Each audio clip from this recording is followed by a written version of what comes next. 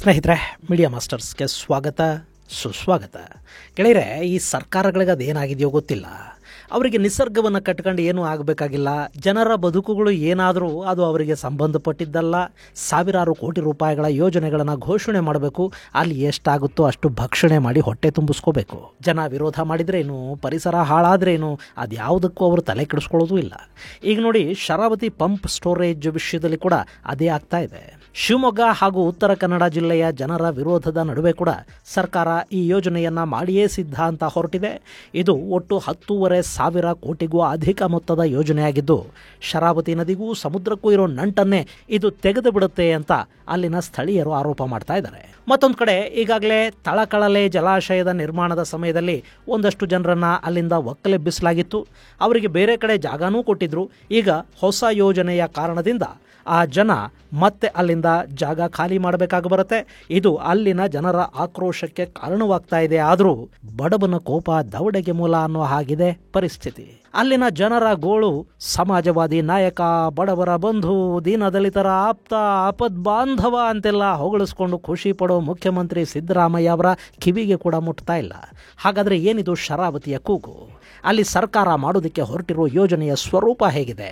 ಅದಕ್ಕೆ ಸ್ಥಳೀಯರ ವಿರೋಧ ಆದರೂ ಯಾಕೆ? ಬನ್ನಿ ನೋಡೋಣ.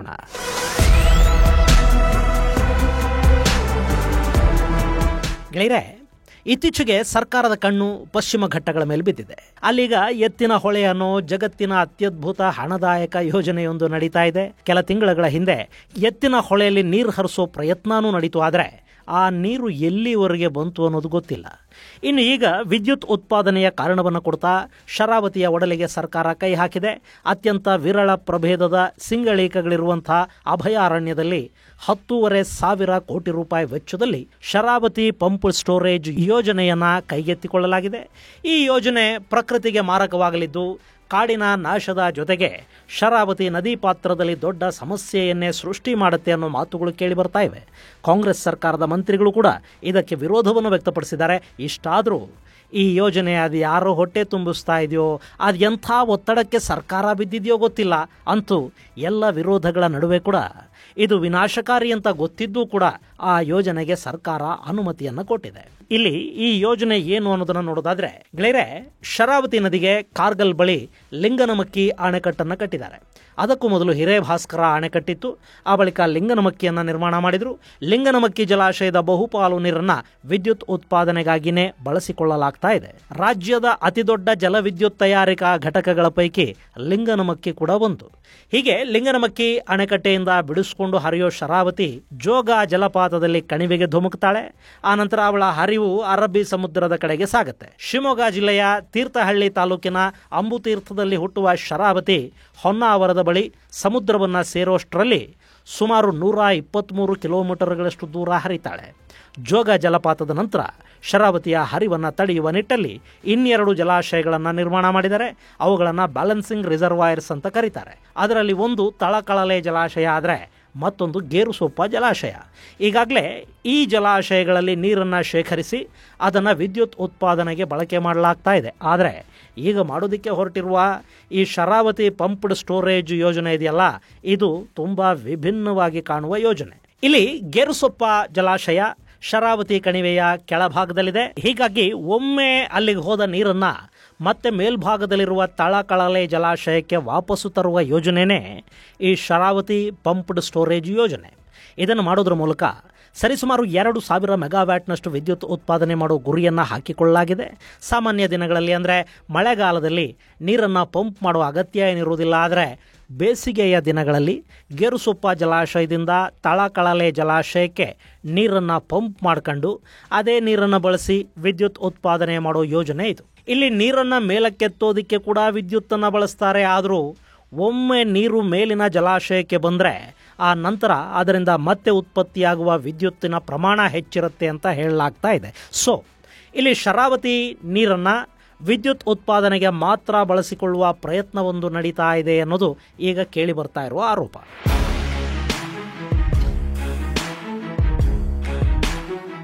ಇನ್ನು ಈ ಯೋಜನೆಯಲ್ಲಿ ಸುರಂಗಗಳನ್ನು ನಿರ್ಮಾಣ ಮಾಡುವ ಮೂಲಕ ಒಂದಷ್ಟು ಕಡೆಗಳಲ್ಲಿ ಪೈಪ್ ಲೈನ್ ಅನ್ನು ಹಾಕೋದ್ರ ಮೂಲಕ ನೀರನ್ನ ಮೇಲಕ್ಕೆ ತರೋ ಕೆಲಸ ಆಗಬೇಕಿದೆ.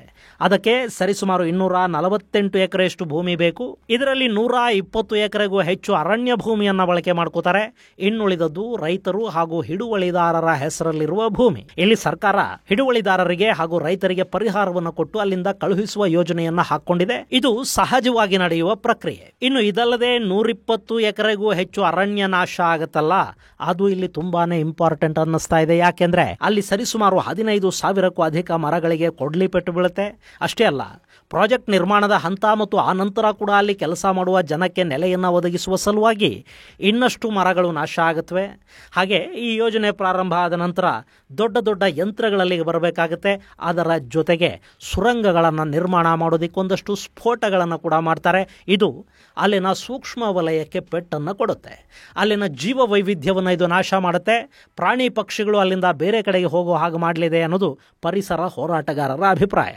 ಇನ್ನು ಇಲ್ಲಿನ ಕಥೆ ಇಷ್ಟಕ್ಕೆ ಮುಗಿಯೋದಿಲ್ಲ. ಸರ್ಕಾರ ಮಾಡೋದಕ್ಕೆ ಹೊರಟಿರೋ ಈ ಯೋಜನೆಯಿಂದ ಅತಿ ಹೆಚ್ಚು ಸಮಸ್ಯೆಗೆ ಗುರಿಯಾಗುವುದು ಉತ್ತರ ಕನ್ನಡ ಆನೆ ಅಂತ ಅಲ್ಲಿನ ಜನ ಹೇಳ್ತಾ ಇದ್ದಾರೆ. ಯಾಕೆಂದ್ರೆ ಈಗಾಗಲೇ ಶರಾವತಿ ನೀರಿನ ಗುಣಮಟ್ಟನೇ ಅಲ್ಲಿ ಕಡಿಮೆ ಆಗಿದೆ. ಅದರಲ್ಲಿ ಬರುವ ಲವಣಾಂಶದಲ್ಲಿ ಕೂಡ ಕೊರತೆ ಕಾಣ್ತಾ ಇದೆ. ಶರಾವತಿ ನೀರಿನ ಜೊತೆಗೆ ಹರಿಯಬೇಕಿದ್ದ ಪೋಷಕಾಂಶಗಳು ಅಲ್ಲಿ ನಿರ್ಮಾಣವಾಗಿರುವ ಡ್ಯಾಮ್ಗಳಲ್ಲಿ ಹೂಳಿನ ಜೊತೆ ತುಂಬಿಕೊಳ್ತಾ ಇವೆ.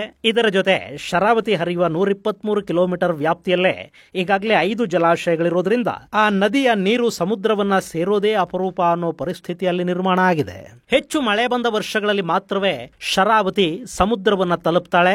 ಇಲ್ಲದೆ ಹೋದ್ರೆ ಆ ಭಾಗ್ಯ ಕೂಡ ಆಕೆಗೆ ಇರುವುದಿಲ್ಲ. ಪರಿಸ್ಥಿತಿ ಈಗಲೇ ಹೀಗಿರುವಾಗ ಇನ್ನೊಂದು ಯೋಜನೆಯನ್ನ ಇಲ್ಲಿ ಕೈಗೆತ್ತಿಕೊಳ್ತಾ ಇರೋದ್ರಿಂದ ಶರಾವತಿ ನೀರು ಸಮುದ್ರವನ್ನ ಸೇರೋದೇ ನಿಂತು ಹೋಗಬಹುದು ಅಂತ ಅಲ್ಲಿನ ಜನ ಆತಂಕಕ್ಕೀಡಾಗ್ತಾ ಇದ್ದಾರೆ. ಅಲ್ಲ, ನೀರು ಹಾಗೆ ಸಮುದ್ರ ಸೇರಿ ವ್ಯರ್ಥ ಆಗತ್ತೆ ಅಲ್ವಾ? ಅದನ್ನು ಬಳಸಿದ್ರೆ ತಪ್ಪೇನು ಅನ್ನೋ ಪ್ರಶ್ನೆಯನ್ನ ನಗರಗಳ ಬುದ್ಧಿವಂತರು ಕೇಳಬಹುದು. ಗೆಳೆಯರೆ, ಇಲ್ಲಿ ಏನಾಗುತ್ತೆ ಅಂದ್ರೆ, ನದಿಗಳ ನೀರು ಸಮುದ್ರದ ಕಡೆ ಹರಿಯೋದು ನಿಂತ್ರೆ ಅಥವಾ ಕಡಿಮೆ ಆದ್ರೆ ಸಮುದ್ರದಲ್ಲಿನ ಉಪ್ಪು ನೀರೇ ನದಿ ಪಾತ್ರಕ್ಕೆ ಬರೋದಕ್ಕೆ ಶುರು ಮಾಡುತ್ತೆ. ಹೀಗೆ ಸಮುದ್ರದ ನೀರು ನದಿಗಳ ಮೂಲಕ ಹಿಮ್ಮುಖವಾಗಿ ಹರಿದ್ರೆ ಆ ಭಾಗದ ಕೃಷಿ ಭೂಮಿ ಹಾಳಾಗತ್ತೆ, ಕುಡಿಯುವ ನೀರಿನ ಮೂಲಗಳು ಹಾಳಾಗತ್ವೆ, ಅಂತರ್ಜಲಕ್ಕೆ ಕೂಡ ಇದರಿಂದ ಅಪಾಯ ಉಂಟಾಗತ್ತೆ. ಇದು ಅಲ್ಲಿನ ಜನರ ಬದುಕುಗಳ ಮೇಲೆ ದುಷ್ಪರಿಣಾಮವನ್ನು ಬೀರುತ್ತೆ.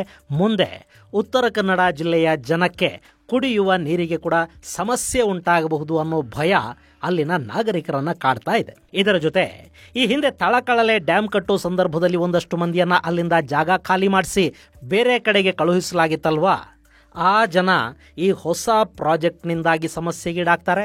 ಅವರಿಗೆ ಅಲ್ಲೇ ಗುಂಡಿ ಬೈಲು, ಮರಾಠಿ ಕೇರಿ, ಹಿರೇಹೆಣ್ಣಿ ಮುಂತಾದ ಕಡೆ ಬದುಕುಗಳನ್ನು ಕಟ್ಟಿಕೊಂಡಿದ್ದಾರೆ. ಆದರೆ ಈಗ ಹೊಸದಾಗಿ ಪ್ರಾರಂಭ ಆಗೋ ಯೋಜನೆ ಆ ಜನರನ್ನ ಅಲ್ಲಿಂದ ಕೂಡ ಜಾಗ ಖಾಲಿ ಮಾಡಿಸುತ್ತೆ. ಅವರಿಗೆ ಸರ್ಕಾರ ಮತ್ತೆಲ್ಲಿ ಜಾಗ ಕೊಡುತ್ತೆ ಅನ್ನೋದನ್ನು ಕೂಡ ಇಲ್ಲಿ ಯೋಚಿಸಬೇಕಾಗಿ ಬರುತ್ತೆ. ಗೆಳೆಯರೆ, ಇಲ್ಲಿ ವಿದ್ಯುತ್ ಉತ್ಪಾದನೆ ಒಂದನ್ನೇ ಗಮನದಲ್ಲಿಟ್ಕೊಂಡ್ರೆ ಇದು ನಿಜಕ್ಕೂ ಒಂದು ಒಳ್ಳೆ ಪ್ರಾಜೆಕ್ಟೇ. ಆದರೆ ಪಶ್ಚಿಮ ಘಟ್ಟದ ಒಡಲಲ್ಲಿ 16,000 ಮರಗಳಿಗೆ ಕೊಡಲಿ ಪೆಟ್ಟು ಬೀಳುತ್ತೆ ಅನ್ನೋದಿದೆಯಲ್ಲ, ಅದು ನಿಜಕ್ಕೂ ಆಘಾತಕಾರಿ ಅಂಶ.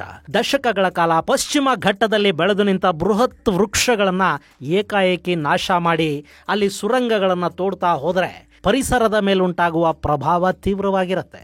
ಈಗಾಗಲೇ ಪಶ್ಚಿಮ ಘಟ್ಟದಲ್ಲಿ ದೊಡ್ಡ ದೊಡ್ಡ ಪ್ರಾಜೆಕ್ಟ್ಗಳನ್ನು ಮಾಡುವುದನ್ನು ನಿಲ್ಲಿಸಿ ಅಂತ ಸಾಕಷ್ಟು ತಜ್ಞರು ಸಲಹೆಯನ್ನು ಕೊಟ್ಟಿದ್ದಾರೆ. ಆದರೂ ಸರ್ಕಾರಗಳು ಅದು ಯಾವುದಕ್ಕೂ ತಲೆ ಕೆಡಿಸ್ಕೊಳ್ಳದೆ ಈ ರೀತಿಯ ಯೋಜನೆಗಳನ್ನು ಮತ್ತೆ ಮತ್ತೆ ತರ್ತಾ ಇರೋದು ಖಂಡಿತ ಸರಿಯಲ್ಲ. ನಿಜ, ನಮಗೆ ಕರೆಂಟ್ ಬೇಕು, ಹಾಗಂತ ಅದನ್ನು ಉತ್ಪಾದಿಸೋದಕ್ಕೆ ಬೇರೆ ದಾರಿಗಳೂ ಇವೆ. ಜಲವಿದ್ಯುತ್ನ ಹೆಸರಲ್ಲಿ ಕಾಡನ್ನು ನಾಶ ಮಾಡೋ ಬದಲು ಬಯಲು ಸೀಮೆಯಲ್ಲಿ ಇನ್ನಷ್ಟು ಸೌರ ವಿದ್ಯುತ್ ಉತ್ಪಾದನೆಗೆ ಸರ್ಕಾರ ಮುಂದಾಗಲಿ. ಮನೆಗಳ ಮೇಲೆ ಸೌರ ಪ್ಲೇಟುಗಳನ್ನು ಹಾಕಿದ್ರೆ ಈಗ ಕೊಡ್ತಾ ಇರೋ ಸಬ್ಸಿಡಿ ಇದೆಯಲ್ಲ, ಅದನ್ನು ಮತ್ತಷ್ಟು ಹೆಚ್ಚು ಮಾಡಿ ಜನರಿಂದ ಖರೀದಿ ಮಾಡೋ ಕರೆಂಟಿಗೆ ಕೊಡೋ ಹಣವನ್ನು ಕೂಡ ಸ್ವಲ್ಪ ಏರಿಸಿ ನೋಡ್ಲಿ. ನಮಗೆ ಬೇಕಾಗುವಷ್ಟು ಕರೆಂಟನ್ನ ಜನಾನೇ ಉತ್ಪಾದಿಸಿ ಸರ್ಕಾರಗಳಿಗೆ ಕೊಡೋದಕ್ಕೆ ಶುರು ಮಾಡ್ತಾರೆ.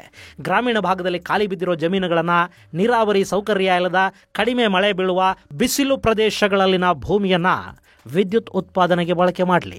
ಬಯಲುಸೀಮೆಯ ಗುಡ್ಡಗಳಲ್ಲಿ ಗಾಳಿ ಯಂತ್ರಗಳನ್ನಿಡಲಿ, ಸೌರ ಫಲಕಗಳನ್ನು ಅಳವಡಿಸಲಿ, ಏನು ಬೇಕಾದರೂ ಮಾಡಲಿ. ಆದರೆ ಸೂಕ್ಷ್ಮ ಪ್ರದೇಶಗಳನ್ನು ಟಾರ್ಗೆಟ್ ಮಾಡ್ಕೊಂಡು ಅಲ್ಲಿನ ಪರಿಸರವನ್ನು ನಾಶ ಮಾಡ್ತಾ ಹೋದರೆ ಸಮಸ್ಯೆಗಳು ಹೆಚ್ಚಾಗುತ್ತವೆ. ಇದರಿಂದ ಜನರ ಬದುಕುಗಳು ನಾಶ ಆಗೋದರ ಜೊತೆಗೆ ಪಶ್ಚಿಮ ಘಟ್ಟಗಳ ಒಡಲಿಗೆ ಕೂಡ ಬೆಂಕಿ ಬೀಳ್ತಾ ಹೋಗುತ್ತೆ.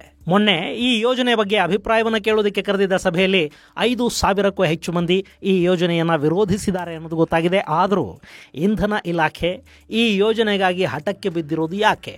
ಅದರ ಹಿಂದೆ ಕಮಿಷನ್, ಅಕ್ರಮ ವ್ಯವಹಾರ, ಭ್ರಷ್ಟಾಚಾರ ಇದೆಲ್ಲ ಇದೆ ಅನ್ನೋದು ಜನರ ಅಭಿಪ್ರಾಯ. 10,500 ಕೋಟಿ ರೂಪಾಯಿ ಕಣ್ರಿ.